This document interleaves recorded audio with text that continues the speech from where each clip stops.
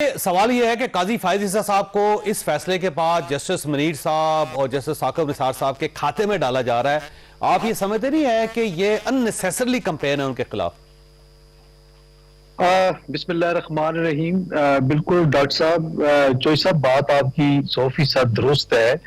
अब क्या काजी फायज ईसा साहब ने इनको ये कहा था कि आप लाहौर हाई कोर्ट में रिट पिटीशन फाइल करें और ये प्रेयर उसमें थी कि बल्ले का निशान हमें दे और हमारा इलेक्शन ठीक है? क्या काजी फायज ईसा साहब ने इनको ये कहा था कि आप chief justice Lahore high court को एप्लीकेशन दें और कहें जी कि एक सिंगल बेंच नहीं फुल बेंच बने, और उन्होंने आपकी एप्लीकेशन पे 5 रुकनी बेंच बना दिया? क्या काजी फायज ईसा साहब ने ये कहा था कि आप अब लाहौर हाई कोर्ट को छोड़ें, पेशावर हाई कोर्ट की तरफ रजू करें, और आपने पेशावर हाई कोर्ट की तरफ रजू कर लिया? क्या काजी फायज ईसा साहब ने ये कहा था कि जनाब छोड़े, आप सुप्रीम कोर्ट पिटीशन ले आए, छोड़े पेशावर हाई कोर्ट को, लाहौर हाई कोर्ट को, इधर करते हैं?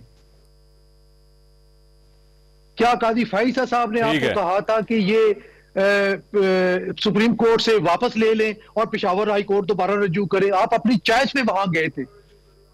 अब बात यह है कि आप मल्टीपल कोर्स में आप जा रहे हैं, अपनी चॉइस की कोर्स पे जाना चाहते हैं, वहां से जब रिलीफ मिले ठीक है, किसी दूसरी जगह पे आपको रिलीफ ना मिले। क्या काजी फायज ईसा साहब ने आपको कहा था कि पेशावर हाई कोर्ट में जो पिटीशन फाइल करें उसमें कंसीलमेंट करें कि, और ये ना बताएं कि सिमिलर नेचर की विद सेम प्रेयर आपकी पिटीशन लाहौर हाई कोर्ट में पेंडिंग है? तो ये सारी चीजें देखिए, कानूनी नुक्ता निगाह से देखा जाए तो अपनी जगह पे इस फैसले में कोई सुकम नहीं है। हाँ, इखलाकियात के हवाले से देखा जाए, इखलाकी पहलू देखा जाए तो फिर इंतखाबी निशान बल्ला इनको मिलना चाहिए, सियासी पहलू देखा जाए और फिर चौथी बात फैसला गलत है, लेकिन कानूनी लिहाज से और आईनी लिहाज से फैसला ठीक है, जो मैं देख सका और मैं जो अंडरस्टैंड कर सका। ये बात पाशा साहब आपकी दोस्त है। राणा साहब ये फरमाइए सर, ये जी जी जी जी पाशा साहब, ये बात मुकम्मल करना है। आप अपना लेटर तो क्या फर्क पड़ता है? अच्छा, उससे फर्क पड़ता है। पाशा ये कहा जा रहा है कि एक स्याह तरीन फैसला है और इस तारीख जो है इस पे मातम करती रहेगी। सर देखिए, शेख शाहीन साहब फरमा रहे हैं, मैं अब क्या कहूँ, कौन कौन से फैसले स्याह तरीन थे और कौन कौन से सुनहरे, ये इनको भी पता है, हमें भी पता है, और हम 34 साल तो हमें भी हो गए हैं, देख रहे हैं कि किस तरह स्याह फैसले सुनहरी हो जाते हैं और सुनहरी फैसले स्याह हो जाते हैं।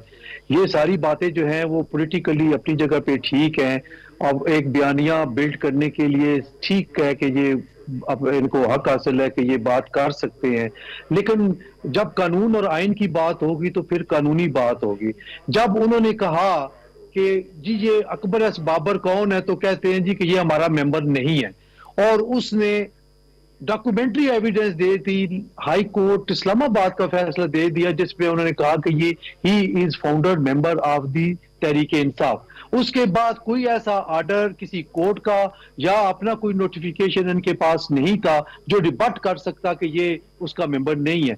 वो इनको मुसलसल तक वो चौके लगा रहा है, मुसलसल इनको तंग कर रहा है, लेकिन पूरे इतने अरसे में इनकी पूरी टीम कोई ऐसा अल्टरनेट सिस्टम नहीं बना सकी कि जो अकबर एस बाबर से जान छुड़ा सके। और हुआ अल्टीमेटली क्या हुआ कि उसी बंदे ने चैलेंज किया। अब ये बात करते हैं जी कि बाकी पार्टीज ने भी ऐसे ही किया, उनको क्यों नहीं किया गया? इंटरेस्टिंग बात यह है चोई साहब कि बाकी पार्टीज के इलेक्शन को किसी ने चैलेंज ही नहीं किया। सुप्रीम कोर्ट ऑफ पाकिस्तान तक वो इलेक्शन आए ही नहीं, तो ये अभी चैलेंज कर देना। मैं यही तो कह रहा हूं कि बात ये है कि क्या, मैं अभी भी ये कहता हूं विद फुल कन्विक्शन कि किसी भी पार्टी का election up to the standard, up to the mark नहीं है। 19-20 के फर्क से हुआ है। सिर्फ प्रॉब्लम ये हुई कि वो निकल गए, ये पकड़े गए, और ये पकड़े गए तो शिकंजे में आ गए। जमात इस्लामी को एक सेक्शन हासिल है कि वो इलेक्शन ठीक करवाते हैं। जी बिल्कुल, बिल्कुल मैं आपकी बात को सेकंड करूंगा कि मां सिवाय जमात इस्लामी के किसी भी पॉलिटिकल पार्टी के election up to the mark नहीं है। लेकिन बाकियों के जो कहते हैं उन्होंने किसी ने चैलेंज नहीं किया, काश के कर देते, ये खुद ही चैलेंज कर देते, किसी और के जरिए चैलेंज हो जाता तो वो भी यही कॉन्सिक्वेंसेस फेस करते। बात यह है कि जब आपको पता है कि आपका इलेक्शन मॉनिटर किया जा रहा है, 2021 से इलेक्शन कमीशन ऑफ पाकिस्तान आपको बार बार नोटिस दे रहा है कि आप इलेक्शन करवाएं, और अभी जो आपने दोबारा 20 दिन मिलने के बाद जो इलेक्शन करवाया वो भी इतना वो मशकूक था कि आपने नोटिफिकेशन किया कि पेशावर में हो रहा है। पेशावर में नहीं कि कोई जगह, टाइम, प्लेस मेंशन ही नहीं किया गया कि कहां हो रहा है। और इलेक्शन क्या करवाया, चमकनी का इलाका है, उसके एक गांव में, नाम मुझे याद नहीं है, बड़ा मुश्किल है, वहां पे एक गांव के अंदर करवाया। तो कब आपने वेन्यू जब चेंज किया, किसी को बताया? ये सारी चीजें वन बाय वन इनके सामने आती रही, और बात ये कर रहे हैं कि 25 करोड़ अवाम से हक छीना गया। इसका मतलब ये है कि जो सेंसस में आई है आबादी वो 23 करोड़ है, और इन्होंने 25 करोड़ 2 करोड़ और ऐड करके सारे के सारे पाकिस्तान को पीटीआई का वोटर और सपोर्टर करार दे के ये कह रहे हैं। कह रहे हैं सोशल मीडिया के लोग जो है ना वो भी उसके अंदर आ गए ना। मैं ब्रेक लेनी है, राणा साहब आपके पास सवाल छोड़ के जा रहा हूं कि अब तो जाहिर है पाकिस्तान मुस्लिम लीग गवर्नमेंट बना लेगी, लेकिन सवाल फिर वही है कि उस गवर्नमेंट की क्रेडिबिलिटी क्या होगी। छोटी सी ब्रेक के बाद दोबारा जरूर।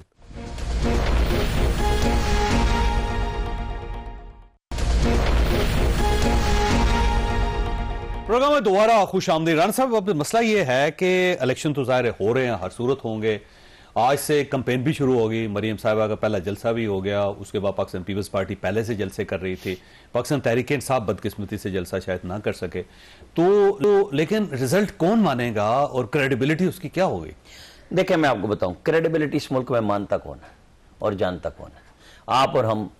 वो बिलावल भुट्टो ने क्या कहा था, वजीर आजम सेलेक्ट, उसमें ताली बजा दी थी खान साहब ने, उनको ख्याल नहीं आया कि भाई ये क्या मेरे साथ हुआ है। ये कभी कोई हुआ? ये सारे इलेक्शन एक ही जैसे होते हैं। यहाँ पे सिर्फ ये है कि ओहो इस दफा बहुत ज्यादा है। भाई हर दफा वो मीठा उतना ही ज्यादा डाला जाता है जितनी कोई जरूरत होती है। क्या किसी जमात ने 9 मई की थी? वो पीटीआई ने किया। अब वो बतौर जमात नहीं लड़ेगी, तो अब लेवल प्लेइंग फील्ड या लेवल, वो इसीलिए वहां से खोसा साहब ने ले ली कि जब आपकी पार्टी नहीं है तो आप वहां क्या करेंगे। वो चीफ जस्टिस के ऊपर तबर्रा डालने की कोशिश की। मैं ये समझता हूं कि और कुछ नहीं था। वो अपनी सरदारी का भी गुस्सा उन्होंने बाहर जाके दिखाया कि अगर वो काजी लिखते हैं तो मैं सरदार लिखूंगा। ये ठीक है, इनकी आपस में वकला हैं, सीनियर वकील हैं, बात करें।